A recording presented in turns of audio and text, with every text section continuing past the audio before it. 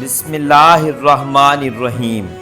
السلام علیکم ناظرین، آپ کو ایک تازہ ترین خبر سے آگاہ کرتے چلیں کہ رویت حلال کمیٹی کے چیئرمین مولانا عبدالخبیر آزاد نے آج 1 مئی 2022 بروز اتوار کو اسلام آباد میں ہونے والے اجلاس کے بعد عید الفطر کے چاند کے حوالہ سے اپنا فیصلہ سنا دیا ہے۔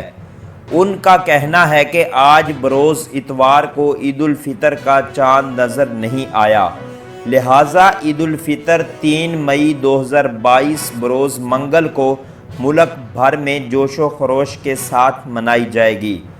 ناظرین، مزید اس طرح کی ویڈیوز دیکھنے کے لیے اس چینل کو سبسکرائب کر کے بیل آئیکن کو ضرور پریس کر لیں تاکہ آپ کے پاس نئی ویڈیو کا نوٹیفیکیشن بر وقت پہنچتا رہے۔